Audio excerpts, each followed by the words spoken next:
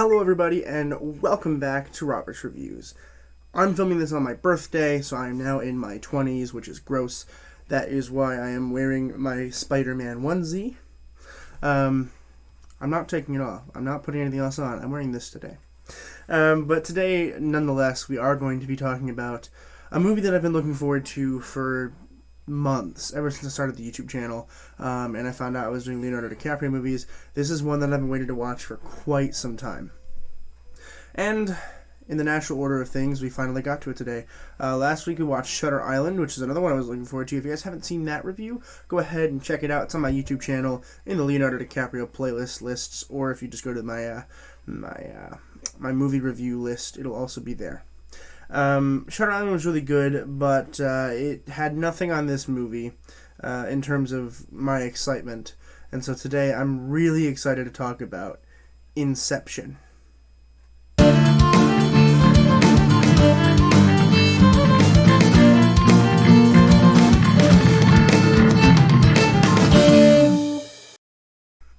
Inception was released in 2010. It was written and directed by Christopher Nolan. So I don't know a whole lot about Christopher Nolan. I do know that he makes really good movies, and I'm excited to watch them at some point.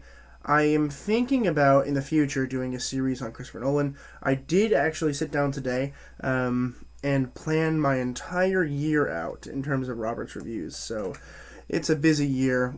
We got a heck of a lot coming at you. It's going to be a good time. I know I am particularly excited. I hope you are too. But today, on the 16th of March, when this comes out, we're just going to focus on Inception today. Now, for those of you who don't know what Inception is, I'm not going to spoil a lot of it for you, I think, in terms of the actual storyline. I will tell you what it's about, though. This is on Netflix, by the way. It's on Netflix. So if you have Netflix, please consider watching it. It's 2 hours and 45 minutes long, but it really didn't feel like it was that long. I was kind of impressed with how they did that, because 2 hours and 45 minutes seems like a very long time. And honestly, it wasn't too bad. But I did watch all of it, and I liked it a lot. And essentially what it's about, in terms of broad strokes here. I don't want to go too deep into it because then it'll kind of spoil it for you, and even though this was released 11 years ago, I still want you guys to watch it if you haven't, so I will try my best not to spoil things. Essentially what happens is that there's an extractionist is what he's called, and he goes into people's brains while they sleep, into their dreams, and in their dreams they have their secrets, stuff like that, and he extracts the information and then sells the information to other people.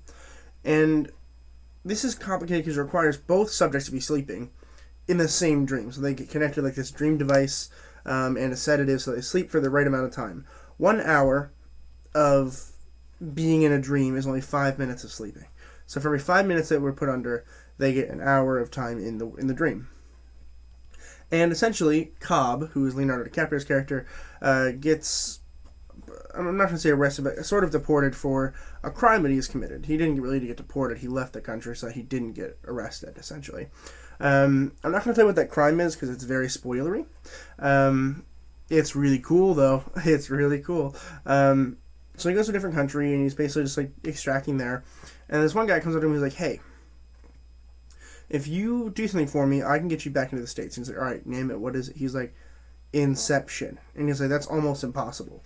And essentially the idea of Inception is put people under, right, into sleep, in such a deep sleep, that they can trick the dream them into knowing that they're in a dream, but thinking it's in real life, putting that person into sleep in the dream, and then putting that person in the dream that's already asleep into another dream, right? So it's 3 levels, but the person doesn't really realize it. And then in that 3rd level, they're just going to implant a small little idea, right? And in that idea will grow in their subconscious over the next, few months of them being awake and alive in the real world because they thought of it, right? But they didn't actually think of it because somebody implanted that in your brain. Think about it. If this were real, somebody could have gone to your brain and said, hey, on your birthday, you're going to have fajitas. And, then the entire time leading up to your birthday, you're going to be like, I don't know what I want. And then your subconscious will tell you, oh, I think you want fajitas that day. So it's really interesting how that would work. It's not a real thing, I think, I hope. I know it's not real, but, with day and age this time, you never really know. But regardless, it's a really cool idea, and I like it a lot. It was a really well thought out movie. I can't really go too deep into details for you because I don't want to spoil it. But they take a bunch of people under and they implant this idea that the son is going to sell the company instead of inheriting it from his father so that some other guy can control the company. It's really complicated. It's incredibly complicated.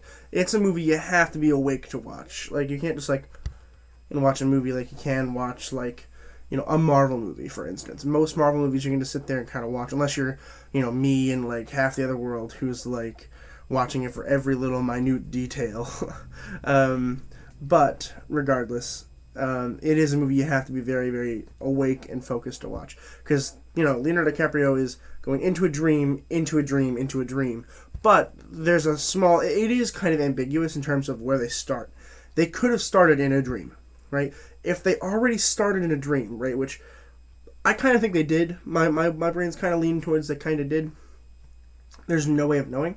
But if he started in a dream and he's going into a dream, into a dream, into a dream, that's 4 levels. He's in 4 levels of dream. It's intense. It's really fun. It's really, really cool. It's a really fantastic idea. I would definitely consider watching it. It's a ride. It is a 2-hour and 45-minute roller coaster, and it's exceptional. Let's talk about the acting real quick. Starting with Leonardo DiCaprio as Cobb. I don't think this is necessarily one of Leonardo DiCaprio's best performances, but it's one of his better movies in general, overall, I liked... it's complicated. Do I think that Spider-Man is the best Tom Holland movie? No, I don't, right? Do I think it was his best performance? Maybe. I think a better movie than Spider-Man Homecoming would have been The Devil All the Time. I think it's a better movie. But his performance was probably a little weaker. So it really depends on how you think about it. But this, I don't think it was his best performance in terms of character and arc and all that stuff. But I think it's one of his better movies overall. I think it's a really great movie. He did a great job, don't get me wrong. There's very few movies that I didn't like from Leonardo DiCaprio. And this is one of the ones that I really, really liked. It's up there. I don't think it's better than Titanic, but it's up there. It's a phenomenal movie, and Leonardo DiCaprio as a lead is a genius move. I think almost any other person would just not have done it very well, literally at all. So props to Leonardo DiCaprio there. Joseph Gordon-Levitt as Arthur.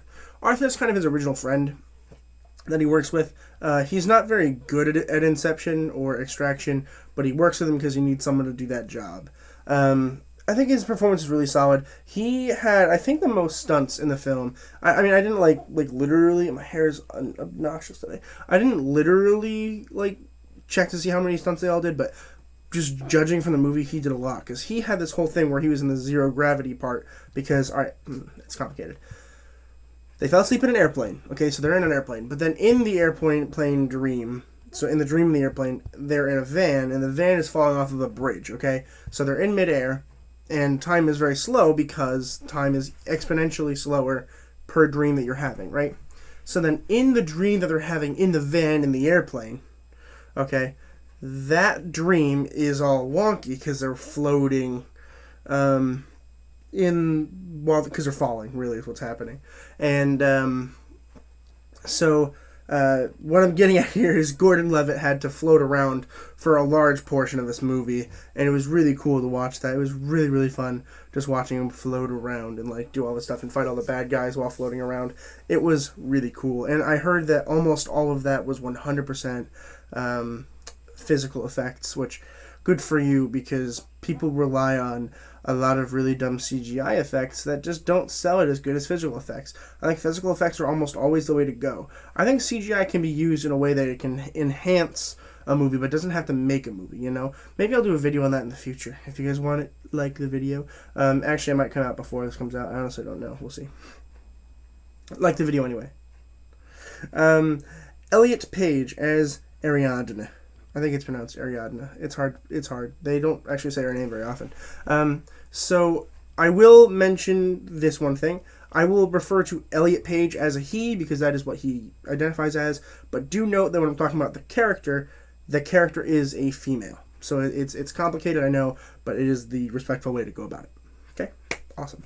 So Elliot Page was fantastic in this movie. He comes in and he's like, hey, because Leonardo DiCaprio's like, I need a person to build the maze, basically. And his character's there.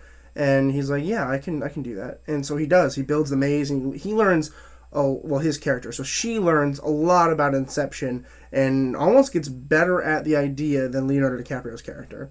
So it was really fun to watch that balance there, and I think it was really fun to have that really strong character there to almost overbalance Leonardo DiCaprio's character. No one could have done it better than Elliot Page. Perfect casting on that point. Tom Hardy as Eames. So Tom Hardy is, I think, the most action-y guy in this one. A lot of his action takes place, I think, it's a third level down, in the snowy place, and he does a lot of really cool action sequences that I really liked. Tom Hardy's great. I enjoy him.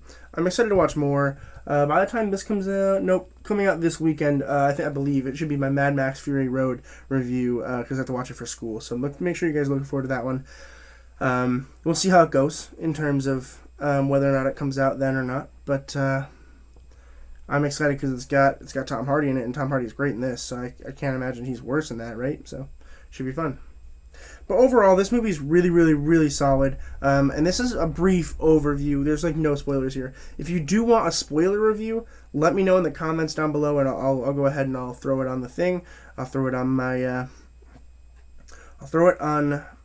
my list. I'll probably make that one earlier. A quick note: anybody who adds requests now, so please feel free to do so. I would really appreciate if you did that. Add it in the comments down below.